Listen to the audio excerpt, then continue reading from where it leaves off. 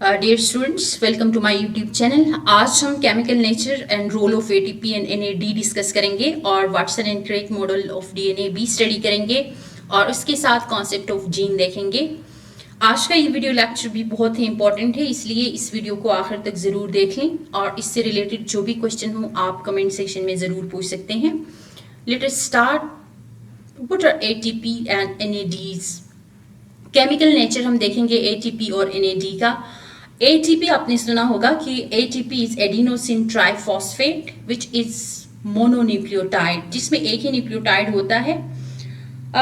लेकिन इसके अंदर जो है 3 बेसिक पार्ट्स हैं जो कि कोवलेंट बॉन्ड के थ्रू ये कनेक्टेड है। इसके अंदर जो नाइट्रोजनस बेस यूज होता है वो एडेनिन है, जो कि नाइट्रोजनस बेस है, और इसके साथ राइबोज शुगर है जो कि पेंटोज शुगर है, और 3 फॉस्फेट ग्रुप्स इसमें मौजूद हैं। ये जो 3 फॉस्फेट ग्रुप्स हैं इनके बीच में जो कोवलेंट बॉन्ड है उसको हम कहते हैं हाई एनर्जी बॉन्ड। क्योंकि फॉस्फेट्स के अंदर आपने सुना होगा कि फॉस्फेट ग्रुप्स जो होते हैं उसके अंदर हाई एनर्जी होती है, इस वजह से हम इसको हाई एनर्जी बॉन्ड कहते हैं। और एटीपीज फिर फर्दर कन्वर्ट हो सकते हैं एडीपी के अंदर या फिर ऑर्गेनिक फॉस्फेट के अंदर। इस डायग्राम में देखें क्या this is actually structure of ATP. ये एडेनिन यहाँ पे नाइट्रोजनस बेस है, बेस जो है वो नाइट्रोजनस बेस स्पेसिफिकली यहाँ पे एडेनिन है।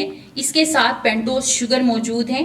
पेंटोज शुगर के साथ 3 फॉस्फेट ग्रुप्स हैं और इनके बीच जो बॉन्ड है कोवलेंट बॉन्ड, इसको हम कहते हैं हाई एनर्जी बॉन्ड।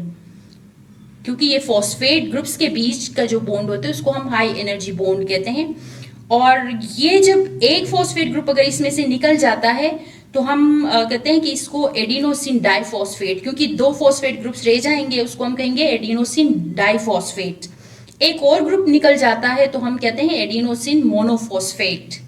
और फिर अगर तीनों फॉस्फेट ग्रुप्स निकल जाते हैं तो हम इसको कहते हैं एडिनोसिन।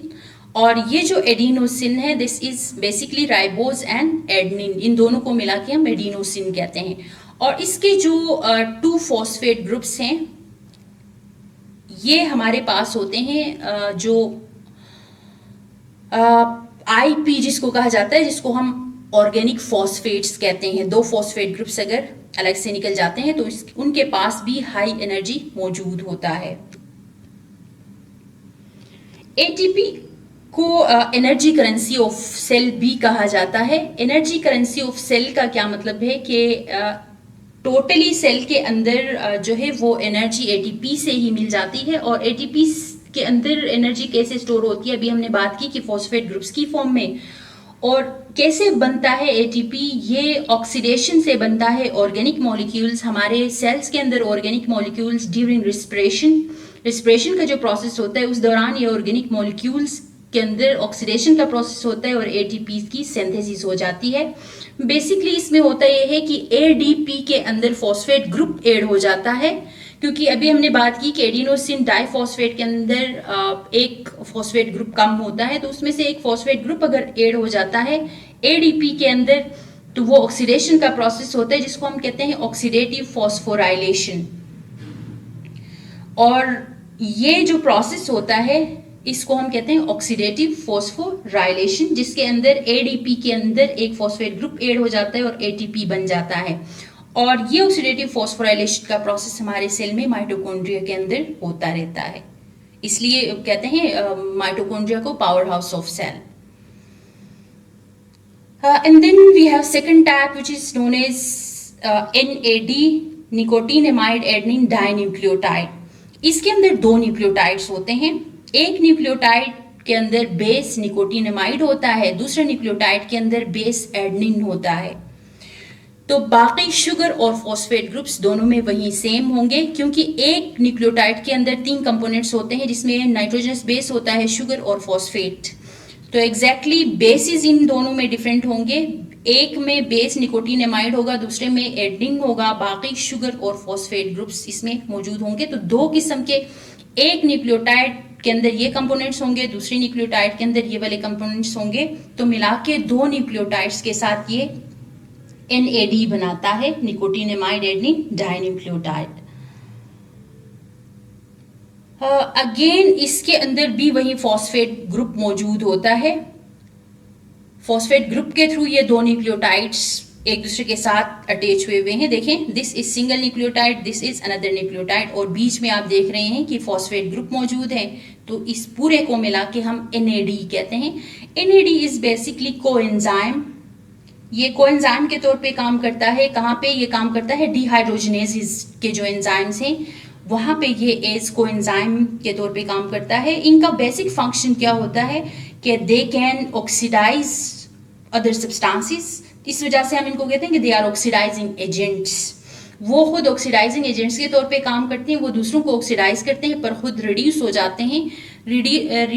रिड्यूस होने के बाद जो है ये NADH2 में कन्वर्ट हो जाते हैं।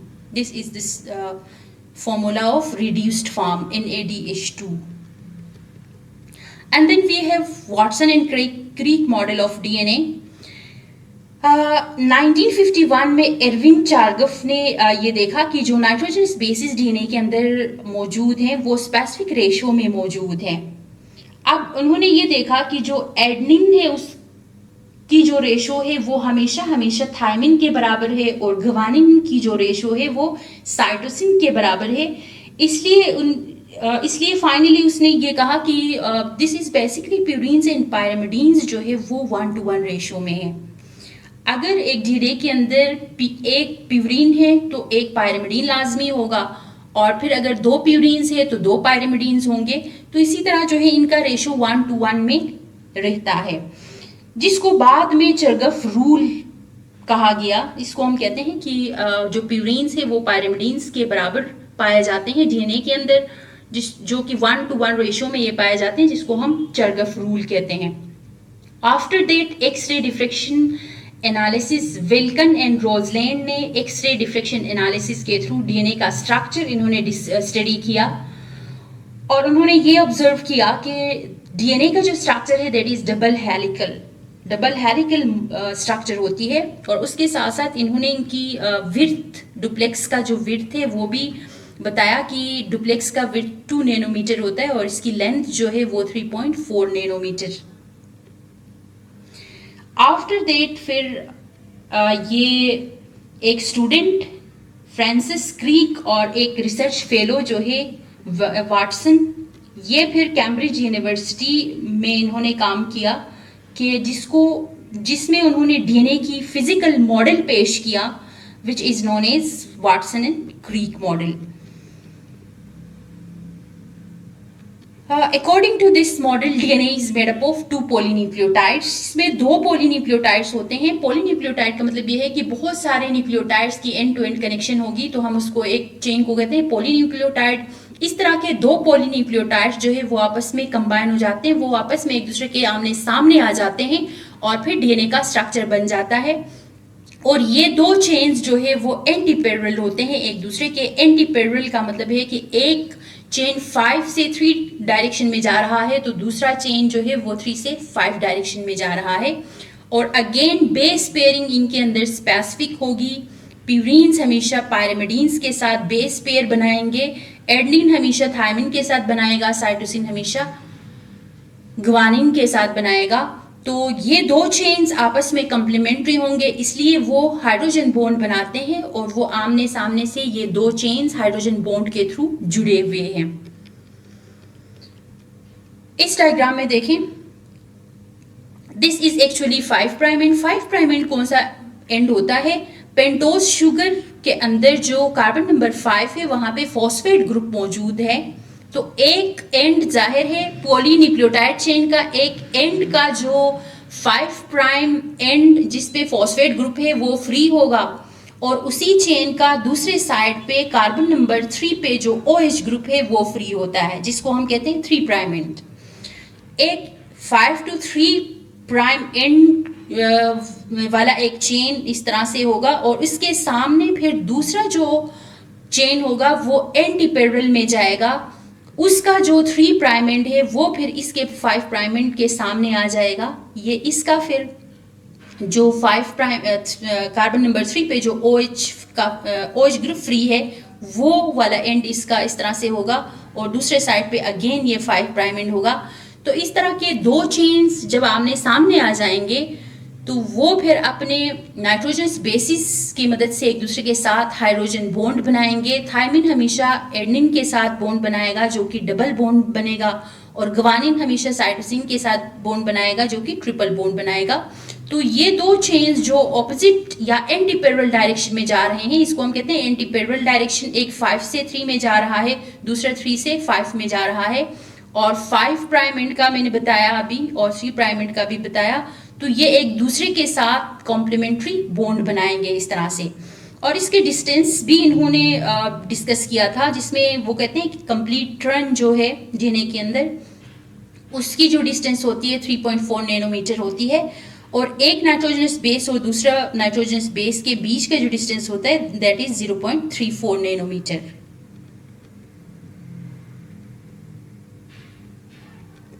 And finally we have concept of gene.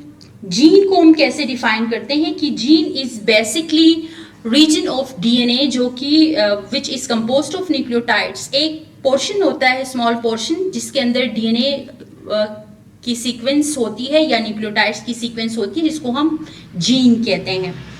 और अब ये जीन स्पेसिफिकली किसी खास प्रोटीन के लिए, किसी खास स्ट्रक्चरल प्रोटीन के लिए या किसी खास फंक्शनल प्रोटीन के लिए ये स्पेसिफिक होता है, जिस इसी रीजन के अंदर उसी प्रोटीन से रिलेटेड इंफॉर्मेशन इसके पास मौजूद होता है, कि जब भी बॉडी के अंदर उस प्रोटीन की नीड होगी तो यही इंफॉर्मेशन, डीएनए का जो इंफॉर्मेशन है वो ट्रांसक्राइब होके मैसेंजर आरएनए में कन्वर्ट हो जाता है, और फिर ये मैसेंजर आरएनए से ये इंफॉर्मेशन फिर राइबोसोम्स की मदद से ये प्रोटीन की सिंथेसिस करेगा, और वो प्रोटीन स्पेसिफिक फंक्शन अपना परफॉर्म कर रहा होता है। और ये डिफरेंट टाइप के प्रोटीन्स हो सकते हैं किसी भी सेल के अंदर, किसी भी इंडिविजुअल के सेल के अंदर। ये इनके स्ट्रक्चर से रिलेटेड भी प्रोटीन्स हो सकते हैं, या किसी और जो है फंक्शन से रिलेटेड भी ये प्रोटीन्स हो सकते हैं। फॉर एग्जांपल ये आई कलर का कोई कैरेक्टर ये कंट्रोल कर रहा होता है, या फिर हेयर कलर का कोई कैरेक्टर ये कंट्रोल कर रहा होता है। तो टोटली उस इंडिविजुअल के अंदर, उसी इंडिविजुअल से रिलेटेड जो भी इंफॉर्मेशन है वो तमाम के तमाम डीएनए के अंदर डेटा की फॉर्म में ये स्टोर होता है, और फिर जब उस प्रोटीन की नीड होगी सेल के अंदर तो वो फिर ट्रांसक्राइब हो जाता है, फिर ट्रांसलेट हो जाता है, और वो स्पेसिफिक प्रोटीन जो है वो उसकी सिंथेसिस होती है और वो अपना फंक्शन परफॉर्म कर रहा होता है। Thank you so much for watching my video.